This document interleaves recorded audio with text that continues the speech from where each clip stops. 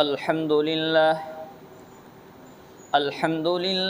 नहमदुहु व नस्तईनुहु व नस्तगफिरुहु व नु'मिनु बिही व नतवक्कलु अलैहि व नऊज़ु बिल्लाहि मिन शुरूरि अनफुसिना व मिन सय्यिआति अअमालिना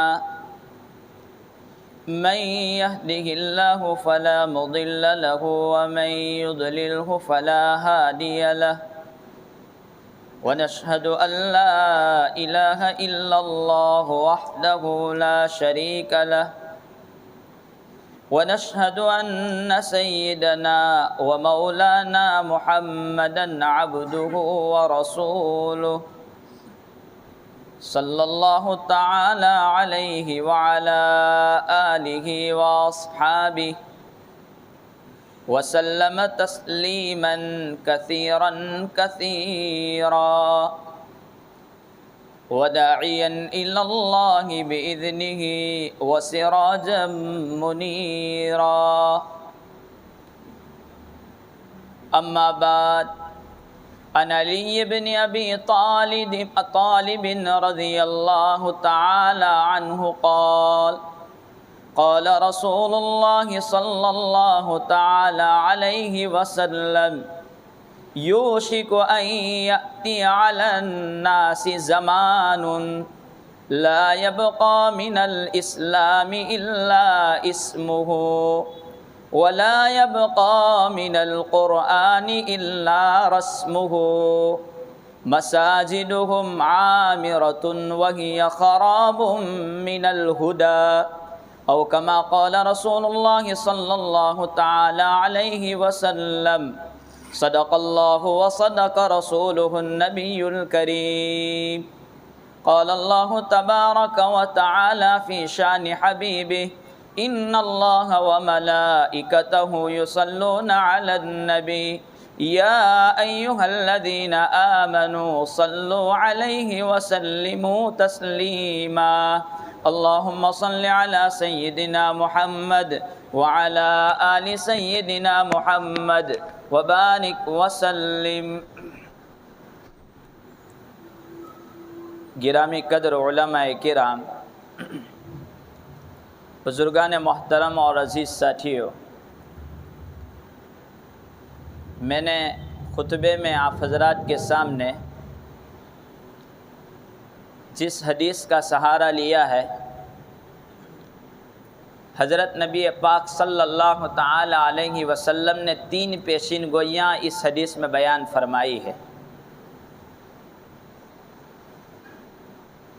हज़रत अली रज़ी अल्लाह ताला अन्हु हदीस को नकल करने वाले हैं, रावी है।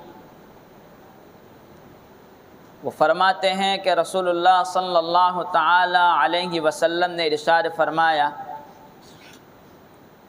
कि अनकरीब ऐसा ज़माना आने वाला है कि इस्लाम सिर्फ़ और सिर्फ नाम का बाकी रह जाएगा, रूहानियत ख़त्म हो जाएगी। यानी मुसलमानों के तरीक़े इस्लामी तरीक़ों से हटकर होंगे, दिन ब दिन दूर होते जाएंगे और गैर इस्लामी तहज़ीब और कल्चर को दिन ब दिन इख्तियार करते चले जाएंगे। यहाँ तक कि गैर मुस्लिम नमाज नहीं पढ़ता है तो मुसलमान भी नमाज नहीं पढ़ेगा। गैर मुस्लिम शराब पीता है, मुसलमान भी शराब पिएगा। गैर मुस्लिम जुआ खेलता है, मुसलमान भी जुआ खेलेगा। गैर मुस्लिम सूदी कारोबार करता है, ब्याज का कारोबार करता है, मुसलमान भी सूदी कारोबार में लगेगा। यानी इस्लाम का नाम बाकी रहेगा, दूसरी तमाम चीज़ें नहीं होगी, रूहानियत ख़त्म हो जाएगी।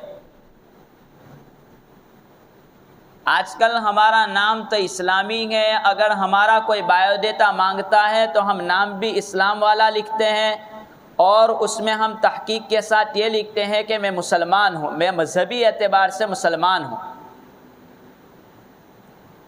लेकिन अगर तरीक़ों की तरफ निगाह उठाई जाए तो सारे गैर इस्लामी, हज़रत अबू हुरैरा रज़ी अल्लाह ताला अन्हु मुस्लिम शरीफ की रिवायत है, वो नकल करते हैं कि रसूलुल्लाह सल्लल्लाहु ताला अलैहि वसल्लम ने इरशाद फरमाया, इस्लाम जब शुरू हुआ तो अजनबियत के आलम में, बेगानगी के आलम में शुरू हुआ। यानी कोई एकाध कलमा पढ़ लेता था, वरना लोग इस्लाम को जुटलाते थे, इस्लाम के मुखालिफ थे, विरोधी थे। एक वक्त ऐसा आएगा कि फिर इस्लाम अजनबी बन जाएगा।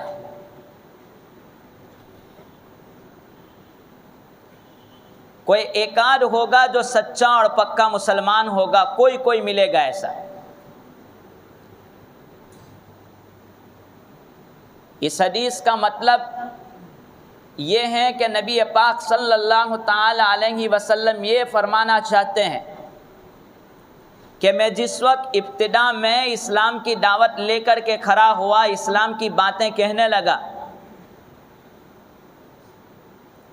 तो लोग मेरे इस्लाम का इनकार करने लगे, मेरी बात का इनकार करने लगे। लोगों को इस्लाम अजनबी मालूम होने लगा, पराया मालूम होने लगा, नया मालूम होने लगा। यहाँ तक कि मुसलमानों ने पहली हिजरत हबशा की तरफ जब की तो कुफ्फारे मक्का हबशा की तरफ पहुँचे, और हबशा की तरफ पहुँचने के बाद वहाँ के बादशाह से उन्होंने कहा कि ये लोग नया दीन इख्तियार कर चुके हैं जो हमारे बाप दादाओं का मज़हब और धर्म नहीं है, आप इनको अपने मुल्क से निकाल दे, नया तरीका ईजाद कर रहे हैं। ये इस्लाम की इब्तिदा हुई। फिर इस्लाम ने इतनी तरक्की की कि लोग फ़ौज दर फ़ौज इस्लाम में आते चले गए। फ़तह मक्का का मौका, फिर हज़रत नबी पाक सल्लल्लाहु अलैहि वसल्लम फरमाते एक वक्त वो आएगा कि फिर इस्लाम अजनबियत की तरफ चला जाएगा। अगर कोई दीन की बात रखी जाएगी या कोई हक पर अमल करने वाला होगा तो लोग उससे नफ़रत करेंगे, बल्कि बात करना भी पसंद नहीं करेंगे। ये मुस्लिम शरीफ की रिवायत कि लोग उससे बात करना भी गवारा नहीं करेंगे, पसंद नहीं करेंगे। अगर इस्लाम पर अमल करने वाला होगा तो लोग ये काम करेंगे, लान तान करेंगे उसको। आज माहौल यही है कि बेजा लेक्चर जो दिए जाते हैं तो उन लेक्चरों में हम तालियां पीट पीट करके लेक्चर देने वाले की सराहना करते हैं, हालांकि कोई सच झूठ उसमें होता नहीं है, बेकार बातें होती हैं उसमें, फिर भी मुसलमान तालियां पीट रहे हैं। और एक मुबल्लिग हो या फिर वो मौलवी हो या कोई भी मुकर्रिर हो, बात कहने वाला हो,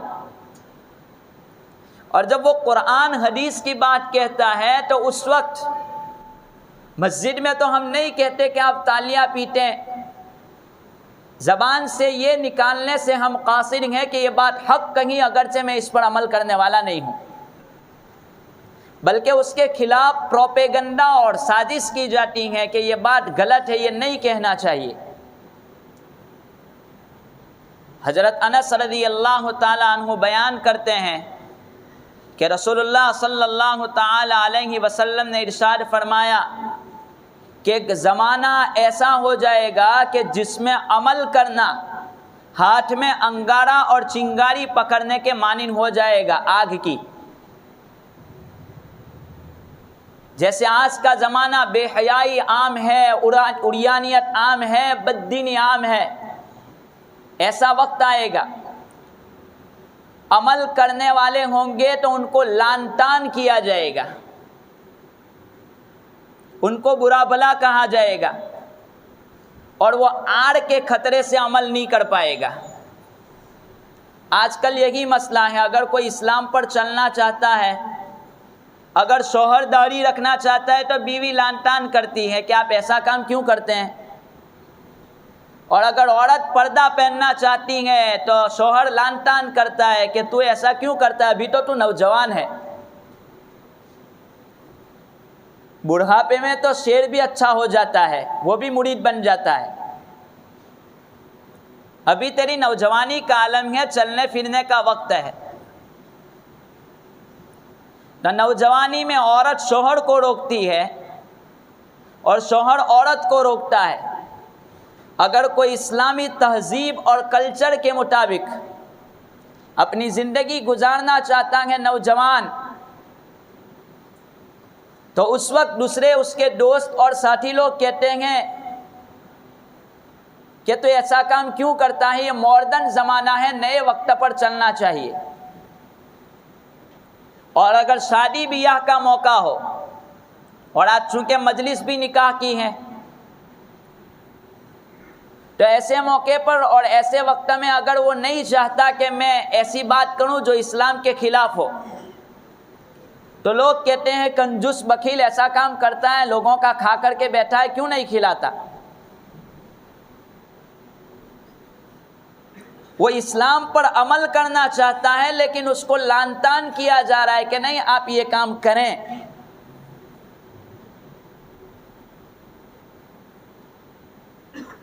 तो इससे रोका गया कि लान तान। अब हमारे दिलों में सवाल पैदा होता है, क्योंकि हमारा दिमाग बहुत तेज़ भागता है कि मौलवी साहब जब रसूल पाक सल्लल्लाहु ताला अलैहि वसल्लम ने इस बात की पेशिनगोई फरमाई है कि ये बात हो करके रहेगी, तो फिर अगर कोई ये काम करता है तो फिर आप उसको रोकते क्यों हैं।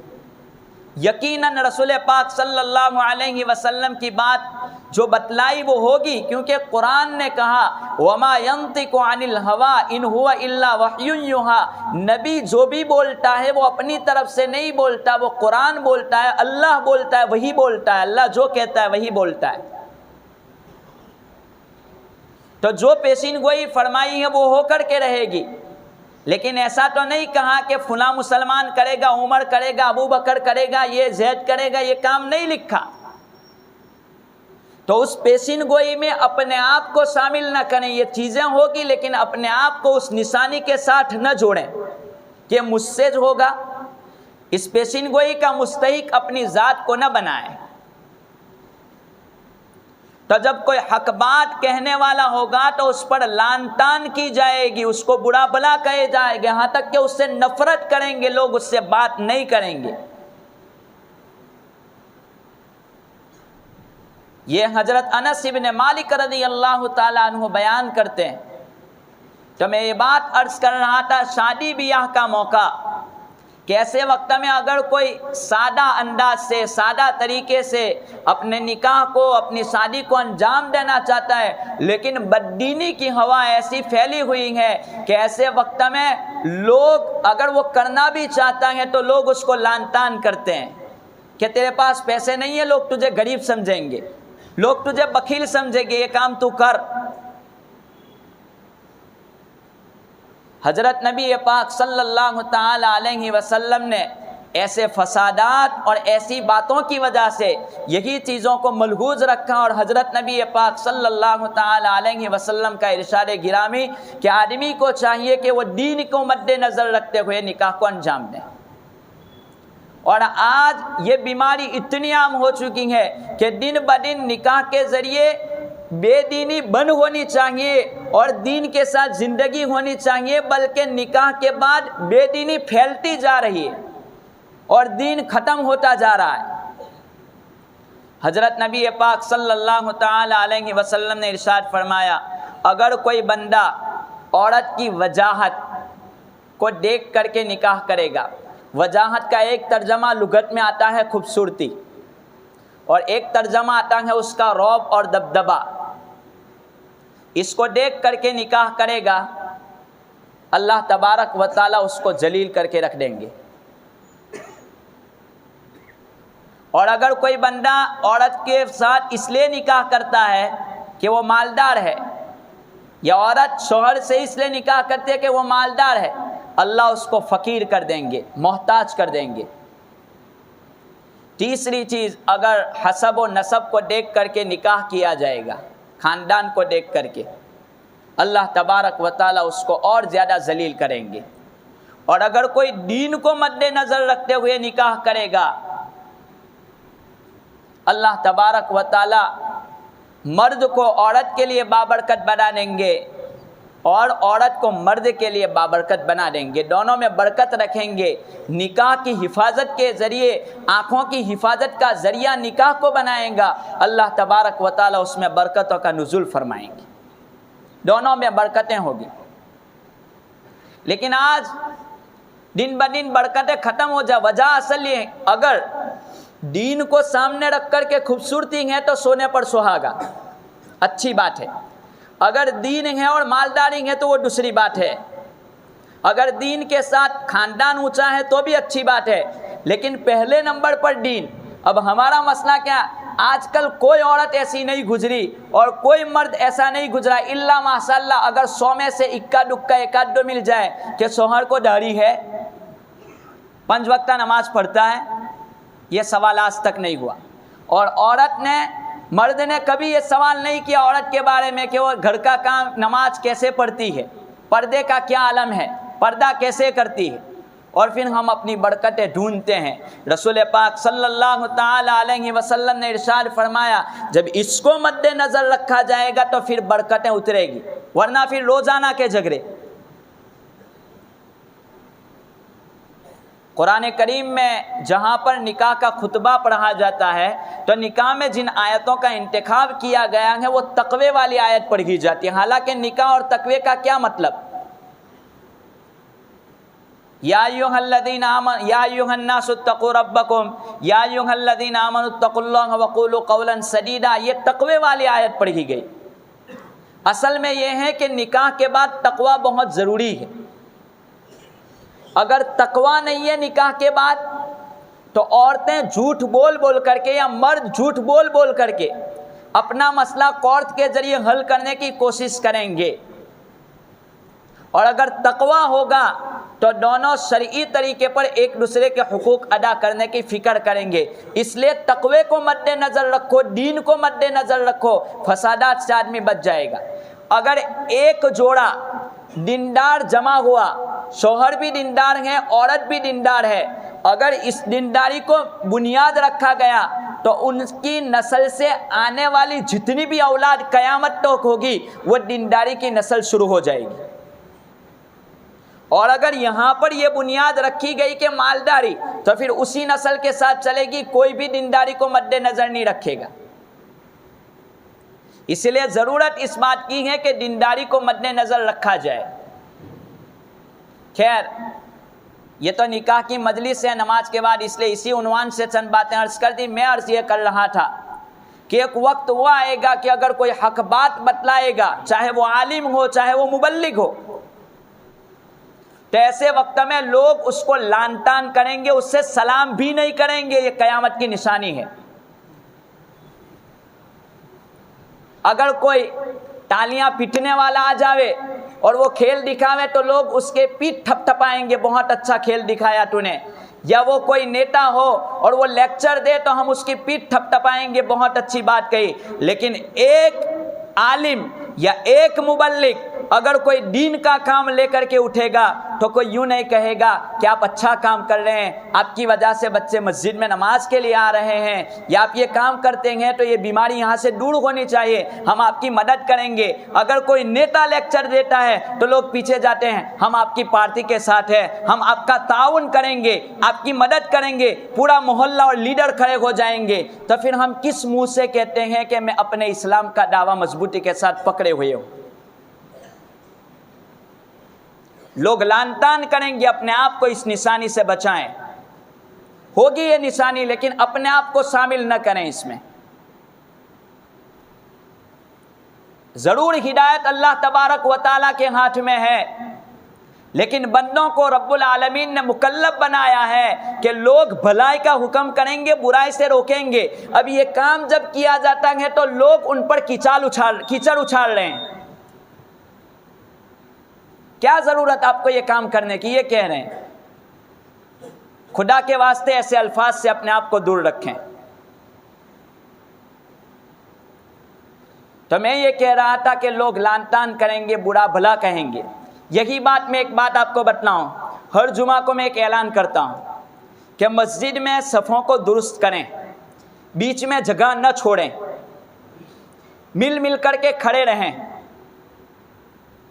तो कुछ लोग फिर भी अलग रहते हैं और जब उनसे पूछा जाता है आप ऐसा क्यों करते हैं तो कहते हैं एलर्जी है। कहां जाएंगे फिर?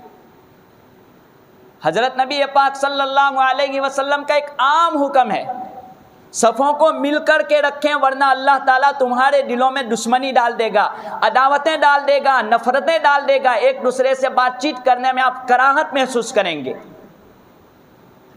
सफ़ों को मिल मिल करके खड़े रहें, सफ़ों में बिल्कुल जगह ना छोड़े बीच में।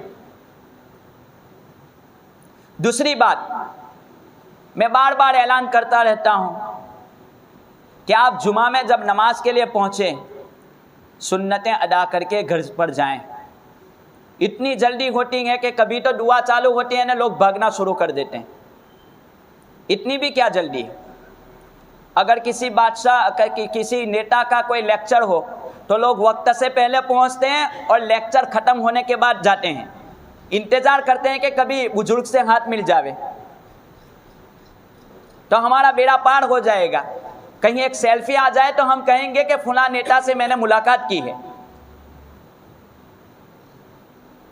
और यहाँ पर मस्जिद में नमाज हो रही है, सलाम फेर करके दुआ, चंद दुआ जिसका हुक्म दिया कि आप दुआ करें, अल्लाह से मांग करके जावें, बस उसी वक्त लोग भागना। मैं तो हर एक बाप से, हर एक माँ से, हर एक वाली से ये गुजारिश करता हूँ कि अपने औलाद की जांच करें कि आप सुन्नत कहाँ पढ़ते हैं, खुसूसन अमन पार्क, अमन बंगलोस और यहाँ रहने वाले इस इर्द गिर्द के लोग, जो लोग बाहर से आ रहे हैं दुकानों से, वो लोग पाबंदी के साथ सुन्नतें अदा करके जाते हैं। लेकिन यहाँ के जो लोग हैं उनको मैं, अगरचे आपको बुरा लगे, लेकिन इस पर बुराई की मुझे कोई परवाह नहीं है, ये कुरान हदीस की बात है। मैं कह रहा हूँ आप पकड़ करें, अपनी औलाद से पूछे तूने सुन्नत कहाँ पढ़ी। जा रहे हैं बगैर सुन्नत के, नमाज सलाम फेरते ही घर पहुंचता है, बाप पूछता नहीं है कि बेटा सुन्नत कहाँ पढ़ी। आधा पेपर छोड़ करके आ जाएगा तो आप उसको शाबाशी देंगे? ताकीद करें सुन्नतों की। मैं नौजवानों से भी कहता हूं कि बगैर सुन्नत के बाहर न निकलें। अल्लाह ने एक मुबारक दीन दिया है। एक तो हम जुमा में लेट आते हैं, जब खुतबा शुरू होता है उस वक्त, या अदा बयान होता है उस वक्त, मुनासिब नहीं है, नाकदरी है, छीन लिया जाएगा अल्लाह की तरफ से।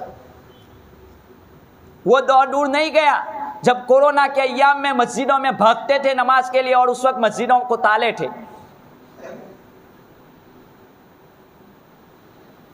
हराम लिखा है उलमा ने, जुमा के अलावा, जुमा के अजान के बाद आदमी कोई काम नहीं कर सकता, सिर्फ जुमा की तैयारी कर सकता है, इसके अलावा कोई काम नहीं। हराम लिखा है, हराम। यहां तक कि अगर मस्जिद में बयान शुरू हो तो आदमी उस वक्त कुरान भी नहीं पढ़ सकता।